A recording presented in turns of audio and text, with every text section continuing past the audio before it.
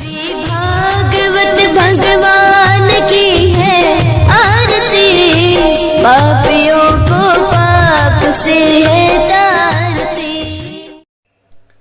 हरे कृष्णा। सभी भक्तों को श्रीमद् भागवतम के सत्र में हार्दिक अभिनंदन और सुस्वागतम। आज का हमारा विषय है श्रीमद् भागवत के चतुर्थ स्कंद का 13वां अध्याय, कैंटो 4 चैप्टर 13। विषय है ध्रुव महाराज के वंशजों का वर्णन, कि ध्रुव महाराज का जो पीढ़ी, उनका जो परंपरा, उनका वंश, उसका हम लोग आज डिस्कस करेंगे। तो विदुर ने मैत्रेय ऋषि से प्रश्न किया कि हे ब्रह्मर्षि, हे मैत्रेय जी, प्रचेता कौन थे? वो किस कुल के थे? वो किसके पुत्र? और उन्होंने महान यज्ञ कहाँ संपादित किए, संपन्न किए? तो ये प्रचेता शब्द आया कि जब ध्रुव महाराज भगवत धाम को चले गए तो नारद मुनि ध्रुव महाराज की महिमा को विभिन्न ग्रहलोकों में, विभिन्न ब्रह्मांडों में जो महाराज ध्रुव की कथा को गान कर रहे थे, एक गुरु होकर शिष्य का गुणगान कर रहे थे, तब वो प्रचेताओं के पास आए। जब वो यज्ञ कर रहे थे तब नारद वहाँ पधारे। तब भगवान की किन किन लीलाओं का वर्णन किया, मैं सुनने के इच्छुक। ये विदुर का प्रश्न है। विदुर ने नारद मुनि जो विभिन्न जगहों में भ्रमण किए ध्रुव महाराज का भगवत धाम जाने के बाद, तो नारद मुनि जो प्रचेता के पास गए, तो प्रचेता कौन है, ये मन में एक जिज्ञासा हुआ। तो मैत्रेय ऋषि अभी प्रचेता कहाँ से आया, उसका पहले से ध्रुव महाराज से लेकर अंत तक जो प्रचेता जहाँ पर आएगा, शायद इस अध्याय में, भागवतम के 13वां अध्याय में शायद वो प्रचेता का वर्णन नहीं आएगा। अभी मैत्रेय ऋषि स्टार्ट करेंगे वंशज का वर्णन में, उसके बाद प्रचेता आएंगे, प्रचेताओं की कथा। तो आज हम लोग डिस्कस करेंगे ध्रुव महाराज के वंशों का वर्णन। तो मैत्रेय ऋषि विदुर को बोले कि हे विदुर, जब ध्रुव महाराज अपने पुत्र उत्कल को राज्य सौंपकर बद्रिकाश्रम हिमालय की ओर चले गए और उत्कल राजा बन गए, परंतु उत्कल का जो ज्ञान और वैराग्य इतना प्रबल था कि उस राजा हुआ परंतु उसका राज्य में कोई रुचि नहीं था। तो इसीलिए उत्कल ने क्या किया, ध्रुव महाराज का पुत्र उत्कल ने अपने दूसरे एक भाई को, जो भ्रमी का पुत्र था, नाम था उत्सर, उत्सर को राज्य सौंप दिया। और राज्य सौंपने के बाद उत्कल भी घर परिवार छोड़कर वन की ओर प्रस्थान किए भक्ति करने के लिए। तो उत्सर जो है, उत्सर की पत्नी स्वार्थी, जिनके 6 पुत्र थे। उत्सर जब राजा हुआ तो जहाँ जिस जगह में राजा का उल्लेख होता है, मतलब उसका पूरा फुल डिस्क्रिप्शन आएगा, पूर्ण वर्णन आता है भागवतम में, इतिहास में, पुराण में। तो भ्रमी का पुत्र था उत्सर। तो उत्सर की 6 पत्नियां थी। 6 पत्नी के नाम है पुष्पार्णा, तिग्मकेतु, ईश, ऊर्ज, वसु तथा जय। ये 6 पत्नियों में से जो पुष्पार्णा के 6 पुत्र थे, उनकी पत्नी का नाम था स्वार्थी, और स्वार्थी के 6 पुत्र हुए, और उनमें से एक का नाम हुआ पुष्पार्णा। तो पुष्पार्णा के और 2 पत्नियां हैं, और 2 पत्नियों में एक का नाम है प्रभा, दूसरे का नाम है दोषा। प्रभा के 3 पुत्र हुए, प्रात, मध्याह्न दिनम और सांझम, जो हम लोग मॉर्निंग होता, morning, non and evening similarly. Prabha के 3 पुत्र हुए, प्रात, आपका सांझ और मध्याह्न दिनम। और दोसा के 3 पुत्र थे, प्रदोष, निशिष और विष्टु। अभी विष्टु की पत्नी का नाम पुष्करिणी था, जिसने सर्वतेजा नामक अत्यंत बलशाली तेजस्वी पुत्र को जन्म दिया। और सर्वतेजा की पत्नी आकुति ने एक पुत्र का जन्म दिया, जिसका नाम चाक्षुष, जो मनु कलांत में 6ठा मनु बना। और जो हमारा 14 मनु आते हैं ना, शंभु मनु, चाक्षुष मनु, विवस्वान मनु, अलग अलग, तो 6ठा नंबर का जो मनु हुआ वो है चाक्षुष। वो उनकी माँ कौन है? आकुति। पिता कौन है? सर्वतेजा। सर्वतेजा का पिता कौन है? विष्टु। विष्टु क्या पिता कौन है? इस तरह करके जो परंपरा ध्रुव महाराज के वंशजों का वर्णन किया जा रहा है। तो चाक्षुष मनु की पत्नी नडबली ने 12 पुत्र को जन्म दिया। उनमें से पुरु, कृत्स, त्रित, धूम्न, सत्यवान, श्रुत, व्रत, अग्निष्टोम, अतिरात्र, प्रद्युम्न, शिबी तथा उल्मुख। तो उल्मुख के 12 पुत्र में से 6 पुत्र उनकी पत्नी पुष्करिणी से उत्पन्न हुए। वे सभी उत्तम थे। उत्तम मीन्स अच्छे थे, संस्कार में हर दृष्टिकोण से। उनके नाम थे अंग, सुमना, ख्याति, क्रतु, अंगिरा तथा गई। अंग की पत्नी सुनीता से बेन नामक पुत्र उत्पन्न हुआ, जो अत्यंत कुटिल थे। सुनीता जो है, सुनीता नॉट सुनीता, सुनीता साक्षात मृत्यु की पुत्री थी। तो साधु स्वभाव के कारण अंग अपने पुत्र बेन के दुष्चरित्र से, उनके दुचारण से इतना विवश हो गया था कि वो राजपाट छोड़कर जंगल की ओर प्रस्थान किए थे। तो ये जो बेन राजा जो आएगा, विदुर जी इसके बारे में जिज्ञासा कर रहे हैं। महर्षि मैत्रेय विदुर को बोले कि हे विदुर, जब ऋषिगण शाप देते हैं तो उनके शब्द वज्र के समान कठोर होते हैं। अतः जब उन्होंने क्रोध बस बेन को श्राप दिया और शाप देकर उसको मार दिया, उसकी मृत्यु के बाद कोई राजा न होने के कारण चोर उचक के पनपने लगा। राज्य में समस्त नागरिकों को बहुत ही कष्ट झेलना पड़ा। ऐसी अवस्था यह देखकर ऋषियों ने मृत बेन के दाहिने भुजा को दंड को मंथनी बनाकर उनको मथने के कारण भगवान विष्णु के अंश के रूप में संसार के आदि सम्राट राजा पृथु के रूप में अवतरित हुए। ये जो वंश परंपरा का वर्णन किया जा रहा है, तो वंश परंपरा का वर्णन में जो महाराज पृथु आए, तो विदुर का तुरंत मन में एक प्रश्न हुआ कि विदुर ने कहा, हे ब्राह्मण, हे मैत्रेय, महाराज अंग अत्यंत भद्र और सभ्य स्वभाव के थे, साधु स्वभाव के थे, फिर बेन का जैसा दुष्चरित्र पुत्र उनको कैसे प्राप्त हुआ?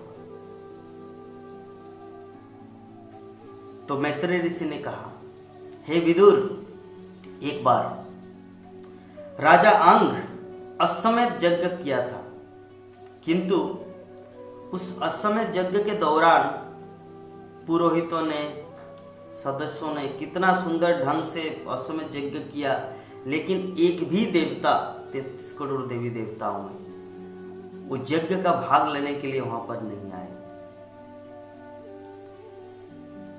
भाग लेने के नहीं आए, जिसके कारण यज्ञ असफल हो गया। तो समस्त पुरोहितों ने महाराज अंग को सूचित किया कि आपके यहाँ सभी सामग्री उपस्थित होने के बावजूद भी आप इतने क्वालिटीवान, इतने गुणवान हैं, उनके बावजूद भी कोई भी देवता स्वीकार नहीं कर रहे। हम समझ नहीं पा रहे इसका मूल कारण क्या है। तो जब ऐसी बात छिड़ गया तो महाराज अंग ने समस्त पुरोहितों में प्रधान पुरोहित मीन्स पुरोहितों को प्रश्न किया कि हे प्रभु, आप हमें बताइए कि मेरे जीवन में या मुझसे क्या ऐसा अपराध हो चुका है जिसके कारण कि देवतागण मेरे यज्ञ में प्रसन्न होकर यहाँ पर नहीं आ रहे हैं और यज्ञ का भाग नहीं ले रहे। मुझे बताइए मेरा गलती का क्या है, कौन सा त्रुटि हुआ जिसके कारण मेरा यज्ञ संपन्न नहीं हो रहा। तो उनमें से जितने सारे पुरोहित थे जो यज्ञ में हवन में घी डालते थे, तो प्रधान पुरोहित ने महाराज अंग को कहा कि हे राजन, हमें आपके इस जीवन में कोई भी एक छोटा सा भी पाप कर्म नहीं दिख रहा है, परंतु आपने पूर्व जीवन में कुछ पाप कर्म किए हैं जिसके कारण वर्तमान के समस्त गुणावली होने के बावजूद भी आपका पुत्र नहीं है, आप पुत्रहीन हैं। अतः सबसे अच्छी बात यही होगा कि आप भगवान विष्णु, भगवान वासुदेव की आराधना कीजिए, उनको प्रसन्न कीजिए। अगर वो प्रसन्न होकर आपके इस यज्ञ में आएंगे तो भगवान विष्णु के साथ साथ समस्त 33 करोड़ देवी देवता भी यहाँ पर आएंगे, और जब सभी देवता यहाँ पर आएंगे तब आपका यह यज्ञ सफल होगा, वो लोग अपना अपना भाग लेंगे। तो महाराज अंग महान पुरोहित, प्रधान पुरोहित की बात को मानकर उन्होंने भगवान विष्णु को यज्ञ में आहुति देने का निश्चय किया। महाराज अंग जैसे ही यज्ञ में आहुति डाले, अग्नि में आहुति डाले, अग्निकुंड से सोने का हार पहने हुए, श्वेत वस्त्र धारण किए एक पुरुष प्रकट हुआ जिसके हाथ में स्वर्ण पात्रों में रखा खीर का पात्र था जो महाराज को दिया। तो महाराज ने उस खीर को अपनी पत्नी को दिया। उस पत्नी ने उस खीर को खाकर पति के सहवास करके गर्भवती हो गई। यथासंभव एक पुत्र का जन्म हुआ। वो बालक इतना ऐसा लगा, वो अंशतः अधर्म के वंश में उत्पन्न था। उनका नाना साक्षात मृत्यु था और वो बालक उसका अनुगामी बना और अत्यंत अधार्मिक व्यक्ति बन गया। इस तात्पर्य में श्रील प्रभुपाद कमेंट कर रहे हैं कि विदुर जो प्रश्न किया था मैत्रेय ऋषि को कि महाराज अंग इतना धार्मिक साधु स्वभाव वाले इंसान थे, राजा थे, तो फिर उनका परिवार में इस तरह का अधार्मिक पुत्र कैसे पैदा हुआ, जो विदुर का जो प्रश्न था। तो मैत्रेय ऋषि जो जवाब दिए इस प्रकार यज्ञ, तो प्रभुपाद यहाँ पे पॉइंट आउट कर रहे हैं तात्पर्य में कि जब स्वामी मीन्स स्त्री और पुरुष मीन्स हस्बैंड एंड वाइफ, पति पत्नी, तो जब लड़का होता है, पुत्र उत्पन्न होता है, तो पुत्र माता के संयोग से, मतलब माता की जो लाइन परंपरा है, मन उनकी माता कौन है, सुनीता, और सुनीता के पिता कौन है, साक्षात मृत्यु की पुत्री है सुनीता, और सुनीता से शादी किए थे महाराज अंग। महाराज अंग के विभिन्न पत्नियां थी, अनेक पत्नियां थी, उनमें से एक पत्नी थी सुनीता। तो सुनीता के गर्भ से वो पुत्र उत्पन्न हुआ बेन, जो संसार में तहलका मचा दिया, संसार के लोगों को बहुत ही कष्ट दिया। तो मृत्यु की पुत्री थी सुनीता, और सुनीता के गर्भ से पुत्र उत्पन्न हुआ, वो है बेन। तो महाराज अंग का इतना सारा क्वालिटी होने के बावजूद भी जबकि सुनीता के गर्भ से वो पुत्र का जन्म हुआ, जिसके कारण वो इतना बड़ा बदमाश निकला। क्यों? क्योंकि मृत्यु का नाती है, मृत्यु की पुत्री है सुनीता, सुनीता का पुत्र है महाराज बेन। श्रील प्रभुपाद बोलते हैं अगर पुत्री उत्पन्न हो तो पिता के खानदान से सन्नद्ध वो कनेक्टेड होता है, और जब पुत्र उत्पन्न होता है तो माता के खानदान से कनेक्टेड होता है। तो जबकि पुत्र हुआ बेन, तो वो माता सुनीता के कंट्रोल। तो अभी पुत्र जब उत्पन्न हुआ तो अभी क्या किया, वो बेन उसी उनके नाना के साथ संसर्ग में रहा। नाना घर मीन्स मामा घर जाते थे, अपने दादू अपने नाना के साथ बहुत कनेक्टेड था। तो मृत्यु के साथ संग करते करते वो निर्दयी हो गया। तो निर्दयी होकर वो बालक अशांत और साक्षात दूसरों के जीवन में एक डर पैदा कर दिया। तो दुष्ट बालक धनुष बाण चढ़ाकर जंगल में जाते थे, और जंगल में जाने के बाद निर्दोष हिरण को वृथा ही मार डालते निर्दोष प्राणियों को। तो जब ही वो आता तो सभी लोग चिल्ला उठे और बोले वो आया क्रूर बेन, वो आया क्रूर बेन। मीन्स क्रूर मीन्स निर्दयी, अक्रूर मीन्स जो दूसरे के भाव को समझता है, अंडरस्टैंडिंग को समझता है। लेकिन क्रूर बेन, क्रूर मतलब दूसरों को कष्ट देता है, कोई दया धर्म नहीं होता। तो यहाँ पर श्रीमद् भागवतम में डिस्क्रिप्शन दिया गया कि वो बालक बेन इतना निर्दयी था, जब वो छोटे बच्चे जब खेल रहे थे आपस में अपने बंधुओं के साथ, छोटे छोटे बालकों के साथ, तो खेल खेल में समवयस्क बालकों को इस तरह वो मार देते थे, इस तरह हत्या कर देते थे जैसे कोई मुर्गी को मारते हैं, जैसे कोई मीन्स पशु को मारते। मनुष्य को मारना मीन्स कितना निर्दयी है ना। जैसे कोई पशु को मारते हैं, कोई बकरी को काट देते, किसी कोई मुर्गी को मार देते, कितना ये जो होता है। तो बालक इतना निर्दयी था कि बच्चे को पूरा गले दबाकर उसको चाकू से काट देते थे, और उसको जरा सा फीलिंग भी नहीं होता कि वो कितना कष्ट पा रहे। क्यों? क्योंकि साक्षात मृत्यु का नाती है। तो राजा अंग ये सब दशा, ये सब स्थिति को देख रहे थे, और उन्होंने सोचा और विभिन्न तरह से उसको सुधारने का प्रयास किया था। हर दृष्टिकोण से राजा बेन को सुधारने का प्रयास, अभी तक राजा हुआ नहीं, महाराज अंग उसको सुधारने का प्रयास किया, लेकिन सब तरह से वो प्रयास में विफल हो गए। तो जब अंत में उन्होंने देखा, मतलब उन्होंने पुत्र को, वो पापी पुत्र के कारण मनुष्य का जस मिट्टी में मिल जाता है, ये कहावत है। और ऐसा समझदार और बुद्धिमान, ऐसा समझदार और बुद्धिमान व्यक्ति होगा जो इस तरह के पुत्र को चाहेगा? ऐसा पुत्र जीवात्मा के लिए मोह का बंधन मात्र होता है, वो मनुष्य के घर को दुखी बनाता है। तब राजा ने सोचा, ये सब जब स्थिति अंडरस्टैंडिंग हो रहा था, महाराज अंग जब ऐसा सोच रहे थे, तो उन्होंने और एक चीज सोचा कि सुपुत्र से कुपुत्र सही है। क्यों? सुपुत्र मतलब जो कुल का दीपक होता है, और कुपुत्र मतलब कुल का कुलांगार होता है, जैसे दुर्योधन। तो ऐसा महाराज क्यों सोच रहे? सुपुत्र से कुपुत्र अच्छा है, क्योंकि वो अच्छा इसलिए है, सुपुत्र अगर घर में रहेंगे तो उस पुत्र को त्याग पाना बहुत कठिन है, और बन जाकर भगवान कृष्ण की भक्ति पूर्ण रूप से 100% भक्त बनना कठिन हो जाता है। लेकिन कुपुत्र के कारण क्या है, घर को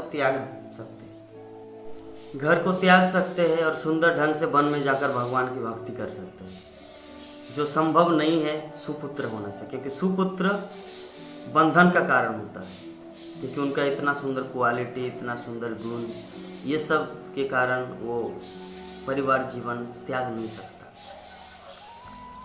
तो इस प्रकार उन्होंने घर परिवार सब कुछ एक दिन चुपके से रात के अंधेरे में छोड़ दिया, अपना परिवार, अपना राजपाट। तो नागरिक सुबह उठकर चारों दिशाओं में, 10 दिशाओं में खोज किया, परंतु राजा कहीं पर मिला नहीं।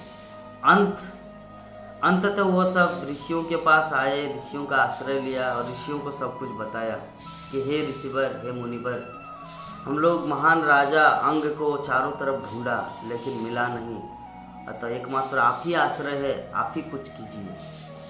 तो इस प्रकार आज का जो अध्याय है यहीं पर समाप्त हो रहे।